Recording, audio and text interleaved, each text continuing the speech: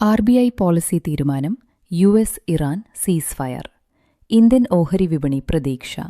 എണ്ണ ഇറക്കുമതി വില റെക്കോർഡ് ഉയരത്തിൽ. ഇന്ത്യയിൽ ജനറിക് സെമഗ്ലൂട്ടൈഡ് വിപണി വിപ്ലവം. കേരളത്തിൽ ബാങ്ക് അവധി സംബന്ധിച്ച അവ്യക്തത. ബുക്കർമാൻ ബിസിനസ് ന്യൂസിലേക്ക് സ്വാഗതം. ഞാൻ ദേവിക.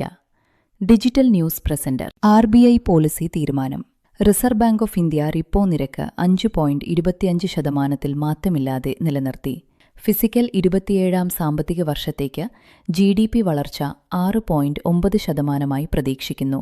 പശ്ചിമേഷ്യൻ യുദ്ധം സമ്പദ്വ്യവസ്ഥയ്ക്ക് ഭീഷണിയാണെന്ന് ഗവർണർ സഞ്ജയ് മൽഹോത്ര ചൂണ്ടിക്കാട്ടി. US ഇറാൻ സീസ് fire. US president Donald Trump ഇറാനുമായി 2 ആഴ്ചത്തെ സീസ് ഫയർ പ്രഖ്യാപിച്ചു. ഹോർമൂസ് തുറന്നെങ്കിലും ധാരണകൾ സംബന്ധിച്ച ചർച്ചകൾ നടക്കുന്നു. ഇത് എണ്ണവിലയിൽ വലിയ ഇടിവുണ്ടാക്കി. ലോക ഓഹരി വിപണികൾ ഉയർന്നു. ഇന്ത്യൻ വിപണിയിലും ഈ സ്വാധീനം പ്രതീക്ഷിക്കാം.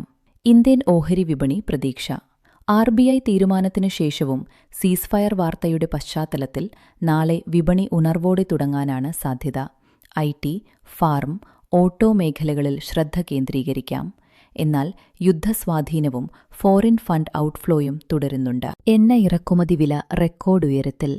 ഏപ്രിലിൽ ഇന്ത്യയുടെ ക്രൂഡ് ഓയിൽ ഇറക്കുമതി വില ബാരലിന് $125.80 20 വർഷത്തിലെ ഏറ്റവും ഉയർന്ന നിരക്ക്.